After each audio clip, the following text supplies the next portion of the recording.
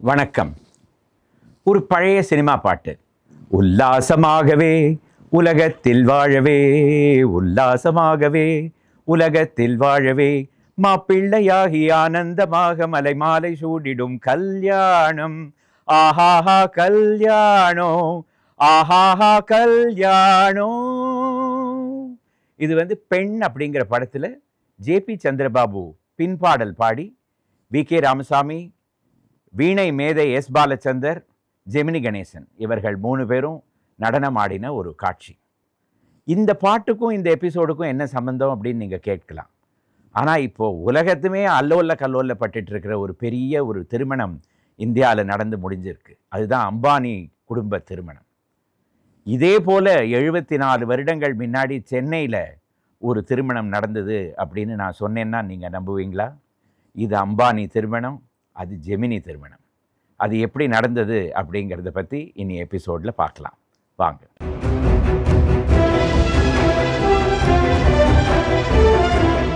ஆயிரத்தி 1930களில் திரு எஸ். வாசன் அவர்கள் சென்னையில் ஒரு பெரிய பிரபலமாக அவருடைய ஸ்திதியை ஸ்தாபித்து கொண்டார். அதற்கு முன்னாடி அவர் என்ன செய்து கொண்டிருந்தார்? ஒரு மிக ஏழ்மையான குடும்பம்.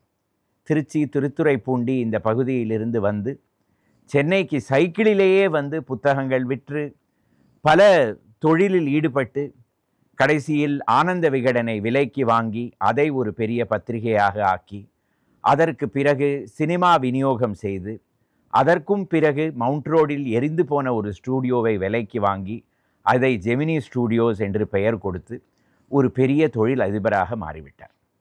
திரு வாசன் அவர்கள் தன் சொந்த முயற்சியால் வளர்ந்தவர். சென்னையில் ஒரு பெரிய புள்ளி. அவர் 1940களில் ஜெமினி ஸ்டூடியோஸ் எந்த படம் தயாரித்தாலும் அது ஒரு பெரிய ஹிட்டாக மாறும் என்று யாருக்குமே சந்தேகம் கிடையாது. உதாரணத்துக்கு அபூர்வ சகோதரர்கள், மங்கம்மா சபதம், அதற்கு பிறகு இந்தியாவிலேயே பேன் இண்டியன் ஹிட்டாக ஆன சந்திரலேகா 1948 வருடம். இப்பேற்பட்ட ஜெமினி வாசன் அவர்கள், அவருக்கு ஒரு பெரிய கொள்கை ஒன்று உண்டு. எதை செய்தாலும் அதை ஒரு பெரிய அளவில் செய்ய வேண்டும். படமும் கிராண்டாக எடுக்க வேண்டும், அதே போல் விளம்பரமும் அதுக்கும் பெரிய அளவில் இருக்க வேண்டும். படம் ரிலீஸ் ஆகும் பொழுது இந்தியாவில் இருக்கும் அத்தனை பத்திரிகைகளிலும் அதை பற்றி விளம்பரம் வர வேண்டும். மக்கள் எல்லாரும் படத்தை பற்றி பேச வேண்டும். இப்படியெல்லாம் அவர் ஒரு பெரிய அளவில் யோசனை செய்யும் ஒரு மனிதர். அவருடைய மகளுடைய திருமணம் எப்படி நடக்கும்? அதுவும் அதே அளவில் தானே நடக்கும், அதே ஒரு கிராண்ட் ஸ்டேட்டஸில். இதுதான் 1950 வருடம் நடந்தது. அந்த திருமணத்தை நடத்த வேண்டும் என்பதற்காகவே திரு வாசன் அவர்கள் அந்த காலத்தில் எட்வர்ட் எலியட்ஸ் ரோடு, இப்பொழுது ராதாகிருஷ்ணன் சாலை என்று மயிலாப்பூரில் இருக்கும் பகுதியில் ஒரு பெரிய பங்களாவை விலைக்கு வாங்கினார். அதற்கு முன்னாடி அந்த பங்களாவில் தொழில் அதிபர் சி. ராஜம் அவர்கள் வாழ்ந்து கொண்டு வந்திருந்தார். அந்த பங்களாவுக்கு இந்தியா ஹவுஸ் என்று பெயர். அதை இவர் விலைக்கு வாங்கி அதற்கு ஜெமினி ஹவுஸ் என்று பெயர் வைத்தார். 1950 அவருடைய மகள் லக்ஷ்மி நாராயணி அவர்களுக்கு ஜி.எஸ். மணி என்பவருடன் திருமணம் நிச்சயிக்கப்பட்டது. அந்த காலத்தில் இல்லங்களில்தான் திருமணம் நடக்கும். அதே போல் இந்த திருமணமும் ஜெமினி ஹவுஸில் தான் நடந்தது. ஜெமினி ஹவுஸ் இப்பொழுது எங்கே இருக்கிறது என்று நீங்கள் கேட்கிறீர்களா? அது சில வருடங்கள் முன்னாடி இடித்து தள்ளப்பட்டது. இப்பொழுது அந்த இடத்தில் அக்ரோபோலிஸ் என்று கரும் நிறத்தில் ஒரு பெரிய அடுக்குமாடி கட்டடம் இருக்கிறது. அதற்கு நேர் எழுத்தப்புறத்தில் மியூசிக் அகாடமி இப்பொழுதும் இருக்கிறது. அந்த மியூசிக் அகாடமியை வைத்து நீங்கள் இந்த கட்டிடம் எங்கிருந்தது என்று தெரிந்து கொள்ளலாம். 1950 வருடம் மே மாதம் 20ஆம் தேதி திருமணம். ஆனால் அது ஒரு நாள் திருமணம் கிடையாது, 5 நாளைக்கு திருமணம் நடந்தது. அதை பற்றி ஜனவரி, பிப்ரவரி மாதத்திலேயே பத்திரிகைகளிலெல்லாம் விரிவாக சர்ச்சை ஆரம்பித்து விட்டது. சென்னையில் எல்லார் நடுவிலும் ஒரே ஒரு பேச்சு தான், உங்களுக்கு திருமண பத்திரிகை வந்து விட்டதா? எங்களுக்கு இன்னும் வரவில்லையே. வந்தவர்கள் அதை டம்பமாக எல்லோருக்கும் காமித்து கொண்டும், வராதவர்கள் அதை பற்றி வருத்தப்பட்டு கொண்டும், எப்படியாவது ஜெமினியிலிருந்து ஒரு பத்திரிகையை வரவழைத்து கொள்ள வேண்டும் என்றெல்லாம் மக்கள் பல முறையில் என்னெல்லாமோ செய்து பார்த்தார்கள். அந்த கல்யாண பத்திரிகை, அந்த திருமண பத்திரிகையை பார்ப்பதற்கே ஒரு பெரிய கூட்டம். ஏனென்றால் அந்த காலத்தில் ஆனந்த விகடன் பத்திரிகை அதிபர் அல்லவா திரு வாசன் அவர்கள். அதனால் அந்த ஆனந்த விகடனின் கலை டிபார்ட்மெண்ட் தான் அந்த பத்திரிகையை டிசைன் செய்தது. அதில் 5 நாளைக்கு என்னெல்லாம் நிகழ்ச்சிகள் நடக்கப் போகிறது என்றெல்லாம் விரிவாக கொடுக்கப்பட்டிருந்தது. அதற்கு பிறகு அந்த மே மாதம் 19ஆம் தேதி வருவதற்கு முன்னாடி சென்னையில் எல்லா பண்டங்கள் பொருட்களுக்கும் விலை அதிகமாக ஆகிக்கொண்டே வந்தது. ஏனென்றால் இந்த திருமணத்துக்கு சப்ளை செய்ய வேண்டும் என்பதற்காக பொன்னிலிருந்து கருகப்பிள்ளை வரை எல்லாமே காணாமல் போய்விட்டது. எல்லாமே இந்த ஜெமினி ஹவுஸுக்கு வர ஆரம்பித்து விட்டது. திருமணம் நடக்கும் 2 நாள் முன்கூட்டியே ஏராளமாக மக்கள் இந்த ஜெமினி ஹவுஸை சுற்றி நிற்க ஆரம்பித்து விட்டார்கள். எதற்காக என்று கேட்கிறீர்களா? அந்த இல்லத்திற்கு உள்ளே அந்த திருமணத்துக்காக வைத்திருக்கும் பரிசு எல்லாம் பார்க்க வேண்டும் என்பதற்காக மக்களிடம் அந்த அளவுக்கு ஒரு கியூரியாசிட்டி. வாசலில் போலீஸ் பந்தோபஸ்து செய்யப்பட்டிருந்தது. ஜெமினியின் கார்ட்ஸ் எல்லாம் வந்திருந்தார்கள். ஆனாலும் மக்கள் இதையெல்லாம் மீறிக்கொண்டு கதவுகளை திறந்து கொண்டு உள்ளே செல்ல ஆரம்பித்தார்கள். திரு வாசன் அவர்கள் எல்லாம் பெரிய அளவில் செய்வார் என்று நான் சொன்னேன் அல்லவா? அதே போல அவருடைய மனதும் ஒரு மிக பரந்த மனசு. மக்கள் எல்லோரும் உள்ளே வருகிறார்கள் என்றால் அவர்களை வர வேண்டும் என்று கூறிவிட்டார். எல்லோரும் உள்ளே வந்து அந்த பரிசுகளை எல்லாம் பார்த்து திகைத்து போய்விட்டார்கள். ஜெமினி ஸ்டூடியோஸின் கார்பென்ட்ரி, அதாவது மரவேலை செய்யும் பிரிவு, அதற்காக புதுசாக அலமாரிகள் எல்லாம் செய்து வைத்து அதற்குள்ளே இந்த பரிசுகள் எல்லாம் வைக்கப்பட்டிருந்தது.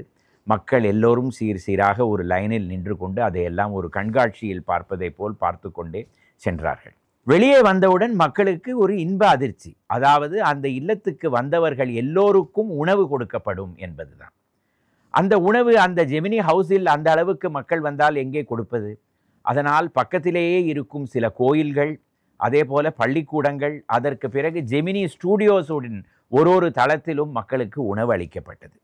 இப்படி சென்னை பூராவும் ஜெமினி ஸ்டூடியோஸுக்கே சென்று விட்டது.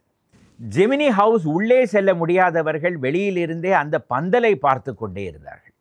அந்த அளவுக்கு ஜெமினி ஸ்டூடியோஸின் கார்பென்ட்ரி டிபார்ட்மெண்ட்டில் இருந்தவர்கள் அவ்வளவு பெரிய ஒரு திருமண பந்தல், சுமார் 4000 பேர் அமரும்படி இருக்குமாறு ஒரு பந்தலை தயார் செய்திருந்தார்கள். திருமணத்தின் முதல் நாள் அன்று மாப்பிள்ளை அழைப்பு. இதற்கு மயிலாப்பூரில் கபாலீஸ்வரர் கோவிலில் 63 எப்படி கூட்டம் சேருமோ அந்த மாதிரி கூட்டம் சேர்ந்து மயிலாப்பூரையே மூடும்படியாக ஆகிவிட்டது. போலீஸ் பந்தோபஸ்து செய்து ஏகப்பட்ட கூட்டம் வந்து ஊர்வலத்தில் மாப்பிள்ளை ஒரு அழகாக மலர் ஜோடனையெல்லாம் செய்த ஒரு வண்டியில் வந்து ஜெமினி ஹவுஸில் வந்து இறங்கினார். மறுநாள் காலையிலிருந்து திருமண சடங்குகள். இதற்கு நடுவே கச்சேரிகளும் நாட்டிய புரோகிராம்களும் நடந்து கொண்டே இருந்தன. உதாரணத்துக்கு திரு GN பாலசுப்ரமணியம், திருமதி MS சுபலக்ஷ்மி, திருமதி DK பட்டம்மாள், குமாரி கமலா, அதே போல லலிதா பத்மினி ராகினி அவர்களுடைய நாட்டியம், வைஜெயந்தி மாலா அவர்களுடைய நாட்டியம், TN ராஜரத்னம் பிள்ளை அவர்களுடைய நாகஸ்வரம், வேலூர் பேண்ட், இப்படியெல்லாம் இசை நிகழ்ச்சிகள். இதற்கு நடுவே சென்னையில் இருக்கும் அதிகாரிகள், ஹைகோர்ட் ஜட்ஜுகள், அதே போல சினிமா விநியோகஸ்தர்கள், ப்ரொடியூசர்கள், நடிகர்கள், நடிகையர்கள் எல்லாரும் வந்து கொண்டே இருந்தனர். அந்த காலத்தில் திரு வாசன் அவர்கள் சென்னையில் ஒரு படத்தை செய்து இந்தியா பூராவும் வெளியிடலாம், அது வெற்றியாகவும் இருக்கும் என்று நிரூபித்து விட்டார். அதனால் பாலிவுட்டிலிருந்து பல ஸ்டார்களும் வந்திருந்தார்கள் அந்த திருமணத்தை அட்டெண்ட் செய்வதற்கு. இப்பொழுது நடக்கும் திருமணத்தில் உலகத்திலெல்லாம் வருகிறார்கள். அவர்கள் எப்படி வந்தார்கள், அவர்களுக்கு என்ன கொடுக்கப்பட்டது என்றெல்லாம் கேள்வி எழும்புகிறது. ஆனால் அந்த காலத்தில் திரு வாசன் அவர்கள் ஒன்றும் கொடுத்ததாக தெரியவில்லை. அவர் மேல் வைத்திருந்த ஒரு மரியாதையும் அன்பையும் வைத்துதான் மக்கள் இந்த மாதிரி ஏராளமாக வந்திருந்தார்கள். இந்த மாதிரி கூட்டம் கூட்டமாக வந்து கொண்டே இருந்து அந்த திருமணம் ஒரு வழியாக முடிவடைந்தது. 14 years with the boss என்கிற அசோகமித்ரனின் புத்தகத்தில் அவர் இதை பற்றி ஆங்கிலத்தில் இந்த திருமணத்தை பற்றி என்ன எழுதியிருக்கிறார் என்று பார்ப்போம். For years they spoke of Vasan's daughter's wedding as the grandest event the city of Madras had ever witnessed. For a whole week in 1950, the citizens of South Madras saw the moon at noon, the sun at midnight. Men walked sideways on a hand and leg. Birds stood as lampposts. The choicest music crystallized into diamonds. The smell of the most extravagant South Indian vegetarian food hung heavily in the air that people breathed. The cows and buffaloes of Madras forgot to graze. The Jatka horses danced, and the waves of the Bay of Bengal stood still at their highest point to watch the fun.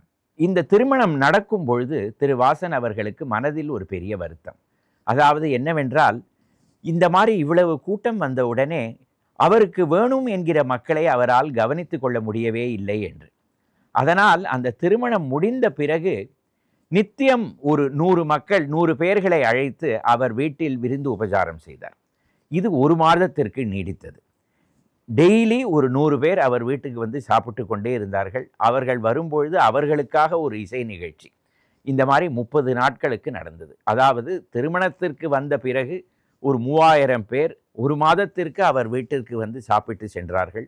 அவரை வாழ்த்தி கொண்டு சென்றார்கள். இந்த திருமணம் முழுவதும் சினிமாட்டோகிராஃபில் record செய்யப்பட்டது. அதாவது யார் யார் வந்தார்கள், என்னென்ன செய்தார்கள், எப்படியெல்லாம் விழா நடந்தது எல்லாம் பார்ப்பதற்காக அதை ஒரு சினிமாட்டோகிராஃபில் ஒரு சினிமாவாக எடுக்கப்பட்டு, அதற்கு பிறகு ஜெமினி ஸ்டூடியோஸின் எடிட்டிங் டிபார்ட்மெண்ட் அதை ஒரு 2 ரீல் சினிமாவாக வெளியிட்டது. ஆனால் பப்ளிக் பார்ப்பதற்காக வெளியிடவில்லை. ஜெமினி ஸ்டூடியோஸில் வரும் விருந்தினர் அவர்களை உட்கார்ந்து ஜெமினி ஸ்டூடியோஸின் ப்ரிவ்யூ ஸ்டூடியோவில் அதை பார்ப்பதற்காக அனுமதி செய்தார்கள். இப்படியெல்லாம் ஒரு பெரிய திருமணம் அந்த காலத்தில் நடந்து முடிந்தது. இது 1950.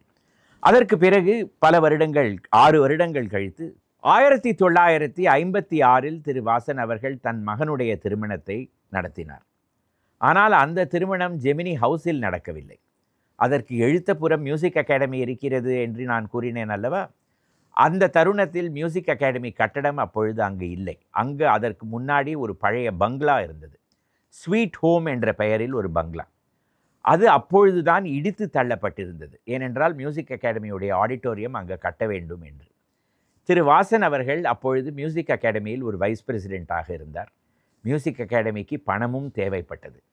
அதனால் அந்த காலியாக இருந்த மனையில் அந்த திருமணம் வாசன் அந்த இடத்தை வாடகைக்கு எடுத்துக்கொண்டு தன் மகனுடைய திருமணத்தை அந்த இடத்தில் நடத்தினார். ஆனால் 1950 நடந்த அந்த திருமணம் மக்களின் மனதிலேயே பதிந்து விட்டதனால் இந்த 56 நடந்த அவருடைய மகன் திருமணம் அவ்வளவாக யாரும் பேசியதாக நமக்கு தெரியவே இல்லை. ஆனால் திரு அசோகமித்ரன் அவர்கள் my years with a boss என்ற புத்தகத்தில் அந்த திருமணத்தை பற்றியும் எழுதியிருக்கிறார். ஒரு மிக அழகான ஒரு கட்டுரை. அதில் என்ன எழுதுகிறார்கள் என்றால், அந்த ஜெமினி ஸ்டூடியோஸ் மற்றும் ஆனந்த விகடன் பத்திரிகை இந்த 2 நிறுவனத்திலும் தொழில் செய்து கொண்டிருந்தும் ஊழியர்கள் எல்லாருக்கும் ஒரு பரிசு கொடுத்தார் திரு வாசன். அதாவது ரோஸ்வுட்டில் செய்யப்பட்ட மிக அழகான ஒரு பெட்டி. அதற்கு உள்ளே ஒரு பட்டு வேஷ்டி, ஒரு அங்கவஸ்திரம், ஒரு ஜிப்பா. அதே போல அந்தந்த ஊழியருடைய மனைவிக்கு ஒரு புடவையும் வைக்கப்பட்டிருந்தது. இதை அவர்கள் வீட்டுக்கு எடுத்து சென்ற உடனே உங்கள் எல்லோருக்குமே தெரியும் என்ன நடந்திருக்கும் என்று. அதை எடுத்து பார்த்த அந்த மனைவியர்கள், இந்த கலர் எனக்கு அவ்வளவாக பிடிக்கவே இல்லையே, நான் வேறு கலர் மாற்றிக்கொள்ளலாமா என்று கேட்டார்களாம். இந்த செய்தி எப்படியோ திருமதி வாசன் அவர்களுக்கு சென்று விட்டது. அவர் என்ன கூறினார் என்றால், நாளை காலையில் நீங்கள் எல்லோரும் வந்து எங்கள் இல்லத்திலேயே வந்து மாற்றிக்கொள்ளலாம் என்று ஒரு அறிக்கை விட்டார். ஆனால் யாருமே எதிர்பார்க்காதபடி மறுநாள் 3000 பெண்மணிகள் ஜெமினி ஹவுஸுக்கு முற்றுகையிட்டார்கள். அங்கு டிராஃபிக் எல்லாம் நிறுத்தப்பட்டது. அதற்கு பிறகு போலீஸ் திரு வாசன் அவர்களிடம் புகார் செய்த உடனே அவர் ஒரு மெமோ எல்லாருக்கும் அனுப்பி வைத்தார். No sorry exchange. 3 வார்த்தையில் மேட்டர் முடிந்து விட்டது. திருமணமும் நடந்தது. இதை பற்றி திரு அசோகமித்ரனை தவிர திரு ஜெமினி கணேசன் அவர்கள், அந்த காலத்தில் அவர் ஜெமினி ஸ்டூடியோஸில் பணிபுரிந்து கொண்டிருந்தார், அவரும் அழகாக எழுதியிருக்கிறார். எப்படி முதல் நாள் இரவே வந்து அந்த திருமணம் நடந்த இடத்தில் இரவு அங்கேயே உறங்கி மறுநாள் காலையில் எழுந்து கொண்டு எல்லாரையும் வரவேற்பதற்காக எப்படி நின்றோம் என்றெல்லாம் எழுதியிருக்கிறார். அதே போல 56 திரு வாசன் அவர்களுடைய மகன் திருமணத்தின் பொழுது ஹிந்தி பிரபல நடிகர் திரு திலீப்குமார் அவர்கள், திரு திலீப்குமார் அவர்களுக்கு திரு வாசன் தந்தை போல், திரு வாசன் அவர்களுக்கு திலீப்குமார் மகன் போல், அந்த மாதிரி ஒரு அன்பு அவர்கள் 2 பேருக்கும் நடுவே இருந்தது. திரு திலீப்குமார் அவர்கள், குமாரி லதா மங்கேஷ்கர் அவர்கள், இவர்கள் எல்லோரும் வாசலில் நின்று விருந்தினர்களை வரவேற்றதாக நமக்கு தெரிய வருகிறது. அப்பேற்பட்ட ஒரு மனிதர் திரு எஸ்.எஸ். வாசன். 74 வருடங்களுக்கு பிறகு அவருடைய குடும்ப திருமணத்தை பற்றி இன்னும் பேச்சு நடந்து கொண்டிருக்கிறது என்றால் அது அந்த காலத்து மக்களிடையே எப்படி அதற்கு ஒரு இம்பேக்ட் இருந்திருக்கும் என்று நம்மளால் நினைத்து பார்க்க முடிகிறது. இந்த எபிசோடு உங்களுக்கு பிடித்திருந்ததனால் இதை லைக் செய்யவும், இதை ஷேர் செய்யவும், இந்த சேனலுக்கு சப்ஸ்கிரைப் செய்யவும். மீண்டும் வர வாரங்களில் இதே போல சென்னையின் வரலாறிலிருந்து சில எபிசோடுடன் நிச்சயம் வருகிறேன். வணக்கம்.